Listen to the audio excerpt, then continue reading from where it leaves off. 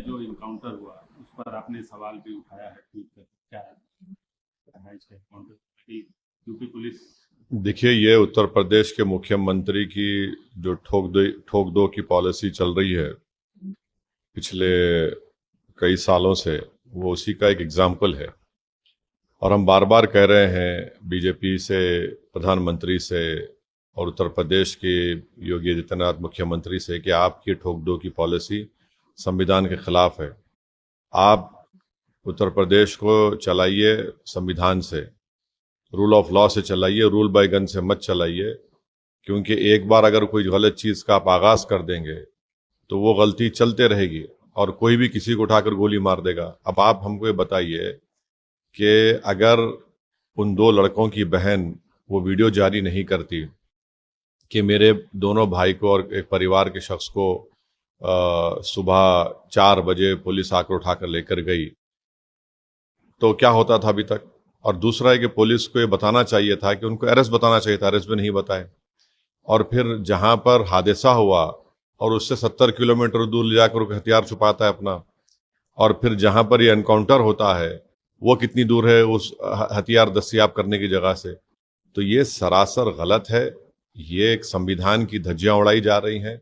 और आज तक क्या किसी ने देखा ऐसा वीडियो कि आप जिस पर गोलियां चला रहे हैं उनसे सवाल किया जा रहा है कि तुमने ऐसा क्यों किया, और वो जिसके पैर में गोली लगी वो कह रहा है कि हाँ सर हमसे गलती हो गई, हम दोबारा नहीं करेंगे। तो ये ऐसा दिख रहा था कि कोई नेटफ्लिक्स पर कोई पिक्चर चल रहा है। यानी जो भी स्क्रिप्ट राइटर है उसको तो अपनी नौकरी छोड़कर, तो सरकार को छोड़कर उसको जाना चाहिए नेटफ्लिक्स में, उसको बहुत पैसे मिल जाएंगे।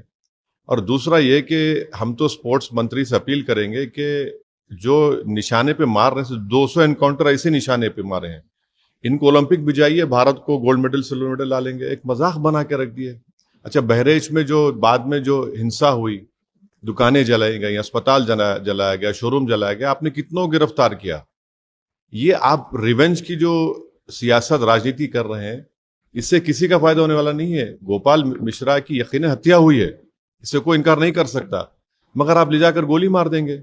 अरे भाई, अगर प्रूफ है तो सजा दिलवाइए ना। कोर्ट किस लिए है, बीएनएस किस लिए है, ये सब किस लिए बनाया गया है। अगर आप ही खुद जज बन जाएंगे, आप ही खुद फैसला सुनाएंगे, एग्जीक्यूशन बनेंगे, तो फिर कोर्ट की, संविधान की, कानून की जरूरत ही नहीं है। ये तो बहुत गलत हो रहा है और ये एक तरफा और हेटरेट बताई जा रही है एक समुदाय के खिलाफ। सर, महाराष्ट्र और झारखंड के चुनाव घोषित हो गए हैं। आपने झारखंड में पिछली बार चुनाव लड़ा, झारखंड में आपकी पार्टी ने काफी एक्टिव रोल अदा किया था। तो झारखंड और महाराष्ट्र ने, की हमारी पार्टी ने झारखंड के लिए जनाब आदिल हसन साहब को और जनाब रियाजुल हसन अफंदी जो एमएलसी उनको भिजाया है। वो वहां पर जाकर देखेंगे कितने क्या करना चाहिए, कितने सीट लड़ना चाहिए, नहीं लड़ना चाहिए। और फिर अख्तर उल ईमान साहब, बिहार में भी बाई इलेक्शन है, यहाँ पर भी है, वो भी इसके जिम्मेदार रहेंगे। जहां तक महाराष्ट्र का मामला है, हमने 5 कैंडिडेट्स का ऐलान कर चुके हैं। और भी कैंडिडेट्स के ताल्लुक से हमारी इम्तियाज जलील साहब की, अकबरुद्दीन ओवैसी साहब और जितने हमारे बड़े नेता हैं उनसे बातचीत चल रही है। ये टाइम बहुत कम है और हम लड़ेंगे महाराष्ट्र का चुनाव। हमारे 2 विधायक वहाँ से ऑलरेडी जीत कर आए, 2 हैं। हमारी कोशिश होगी कि हम और हमारे विधायक की संख्या को बढ़ाएं। और साथ ही साथ हम ये भी उम्मीद करते हैं कि महाराष्ट्र की जनता दोबारा फडणवीस शिंदे की सरकार को अपना एतमाद नहीं देगी। मगर हमारी पूरी कोशिश यही है कि एमआईएम पार्टी के एमएलएस की तादाद में इजाफा हो, इम्तियाज जलील की लीडरशिप में हमारे ज़्यादा तादाद में एमएलएस जीत कर महाराष्ट्र की विधानसभा में गरीब और मजलूमों की आवाज़ को बुलंद कर सकें, उनकी इंसाफ की लड़ाई को लड़ सकें। और हर समुदाय का एक सियासी आवाज़ होनी चाहिए, हम वो कोशिश कर रहे हैं। सर, यूपी में भी 10 सीटों पर 9 सीट। 9 पे अनाउंसमेंट हुआ है चुनाव का, एक रोकी गई है क्योंकि कोर्ट में मामला। हाँ, तो हम हमारी बहन मोहतरमा पल्लवी पटेल साहिबा के साथ इस चुनाव में जाएंगे, लड़ेंगे। और जहाँ तक मुझे हमारे उत्तर प्रदेश के अध्यक्ष ने बताया है कि 2 सीट पर हम लड़ेंगे और बाकी सीट पर जो हमारी बहन पल्लवी पटेल तय करेगी वो लड़ेंगे। पर हम लोग साथ मिलकर लड़ेंगे ये बाई इलेक्शन। सर, लेकिन जो पिछले हरियाणा और जम्मू कश्मीर का चुनाव को देखें तो आप क्या जो रिजल्ट आए उसमें कहीं ना कहीं इंडिया अलायंस की यूनिटी नहीं दिख रही है। जो कमोवेश आप भी विरोध करते रहे हैं, एनडीए के विरोध करते रहे, वो लोग भी एनडीए के विरोध में हैं, लेकिन जो एनडीए के विरोध का एक बहुत बड़ा धड़ा है इंडिया अलायंस, उनकी यूनिटी को आप कैसे देखते हैं बतौर राजनीति के? देखिए, महाराष्ट्र में हमारे अध्यक्ष एक्स एमपी और मोहतरम इम्तियाज जलील साहब ने कांग्रेस के नाना पटोले साहब को और शरद पवार साहब के एनसीपी के नेता को लेटर लिखा। लेटर लिखकर भी 1 महीने के ऊपर हो गया कि आइए बात करिए हमसे, हम भी नहीं चाहते कि महाराष्ट्र में फडणवीस और शिंदे की सरकार बने। अब वो उनको तय करना है, मैंने पब्लिकली भी इस बात को कहा है, तो अब और हम क्या कर सकते हैं। मगर हमको तो अपनी पार्टी है वहाँ पर, हमारे स्ट्रांग पॉलिटिकल प्रेजेंस है हमारा वहाँ पर। और आज से 3-4 दिन पहले जो मराठा रिजर्वेशन के एक बहुत बड़े नेता है जनाब जरंगे पाटिल साहब से भी इम्तियाज जलील साहब जाकर बातचीत किए, बहुत देर उनसे बातचीत हुई। तो हम तो कोशिश कर रहे हैं। अब देखिए, अब ये हर पार्टी को अपना अपना काम करना है, मगर जहाँ तक हमारी पार्टी पर लोग जो हमेशा सवाल उठाते थे, मैंने दूसरी तरफ से, जनता तो नहीं, हम तो बता रहे हैं अब ये उनको तय करना है। नहीं तो हम तो लड़ेंगे चुनाव। हमारे एमएलए हैं, 2 एमएलए हैं वहाँ पर। बैकुल्ला में हमारा एक एक्स एमएलए था, हम और कई ऐसी विधानसभाएं जहाँ पर हम लोग दूसरे पोजीशन पर आए थे पिछले विधानसभा के चुनाव में। तो हमको तो अपनी पार्टी के लिए तो लड़ना पड़ेगा। सर, लेकिन अभी भी आपने सवाल का जवाब नहीं दिया। इंडिया अलायंस की यूनिटी को आप कैसे देखते हैं? देखिए, मैं जिस चीज का हिस्सा नहीं हूं, मैं कैसे उस पर बोल सकूंगा। एक बतौर पॉलिटिशियन आप नहीं, अब मेरा मानना यह है कि हरियाणा का इलेक्शन कांग्रेस पार्टी को जीतना चाहिए था बड़े आराम से, वो नहीं जीत पाए।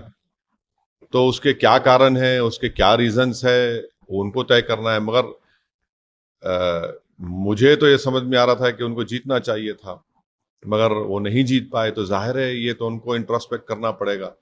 इसके बावजूद भी हम ये कह रहे हैं कि महाराष्ट्र में हमारे पार्टी के अध्यक्ष ने वो कोशिश की। अब बॉल बोलते हैं अंग्रेजी में, the ball is in their court. हम तो अपना चुनाव तो लड़ेंगे। अब उनको डिसाइड करना है, उनको फैसला करना है। जैसा उनको अपनी पार्टी का फैसला करना है, वैसा हमको हमारी पार्टी का फैसला करना है। सर, बिहार में आज एक बड़ी घटना सामने आ रही है। कम से कम अभी तक जो आंकड़े आ रहे हैं, 35 लोग जहरीली शराब पी के कल से आज तक अभी खबर है कि अभी तक का जो आंकड़ा सामने है, 35 लोग जहरीली शराब पी के मौत हो चुकी है। ये बड़ी ही तकलीफदेह और दुख भरी बात है कि जिस प्रदेश में प्रोहिबिशन है, शराबबंदी है, वहां पर जहरीली शराब गरीब लोग पीकर मर रहे हैं। तो इससे बात मालूम हो रही है कि वो प्रोहिबिशन कोई जिस तरीके से होना चाहिए नहीं हो रहा है। बराबर वहां पर शराब मिल रही है, और ये जो पूरे स्मगलर्स हैं, ये जो माफिया है, ये मजबूत हो रहा है उससे। और एक वक्त आएगा ये लोग पैरेलल इकोनॉमी चलाएंगे। जैसा अमेरिका में जब कई बरस पहले, 80-90 साल पहले अमेरिका में वहां पर इसी तरह नशाबंदी की गई थी, तो एक अल कपून नामी बहुत बड़ा माफिया बन कर गया था इसी वजह से। तो ये तो सरकार का जिम्मेदारी है कि इस पर सख्ती से अमल करें। भाई, आप जब डिसीजन लिए हैं तो उसको रोकिए ना। और कैसे शराब मिलती है वहां पर? अच्छा, जिसको शराब चाहिए उसको मिल जाती है, मीडिया रिपोर्ट करता है। अब ये गरीब बेचारा, तो ये माफिया लोग इनको दे रहे हैं, जहर पी के मर रहे हैं। तो ये तो सरकार की जिम्मेदारी है कि उसको ईमानदारी से, सख्ती से रोके उस चीजों को। सर, एक अंतिम सवाल है, थोड़ा इंटरनेशनल इशू है, आपका इंटरेस्ट भी रहता है। इंडिया और कनाडा का जो इस समय चल रहा है रिलेशन को लेकर, इंडिया कनाडा रिलेशन को कैसे देखते? नहीं, इस पर तो हम चाहेंगे कि जब पार्लियामेंट, विंटर सेशन पार्लियामेंट का शुरू होगा, उस पर एक बड़ा डिबेट हो कि आखिर ये क्या है।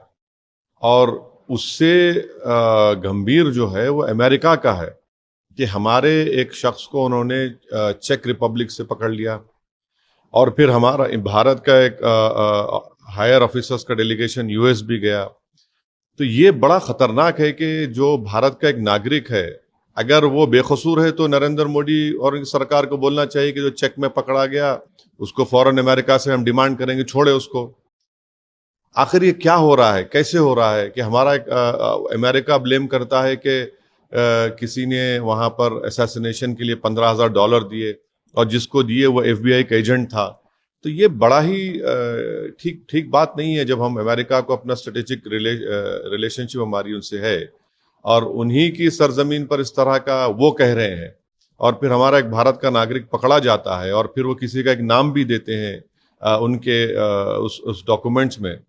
तो मैं तो ये चाहूंगा कि पार्लियामेंट में इसके ऊपर जब विंटर सेशन होगा उस पर एक बाकायदा एक बहस हो, सरकार उस पर राजी हो और बताए देश को कि भाई क्या है, अगर वो चेक में जो पकड़ा गया वो बेकसूर है तो हम डिमांड क्यों नहीं कर रहे उसको छोड़ने के लिए, जैसा हमने कुलभूषण के लिए पूछा था पाकिस्तान के लिए। अब जयशंकर साहब गए, मैं तो उम्मीद कर रहा था कि जयशंकर साहब कुलभूषण की बात करेंगे।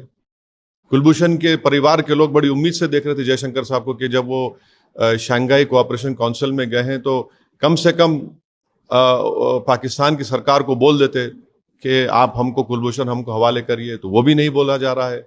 चेक रिपब्लिक में एक भारत का नागरिक पकड़ा गया, उसको अमेरिका भिजा दिया गया और कुलभूषण अभी पाकिस्तान में फंसा हुआ है।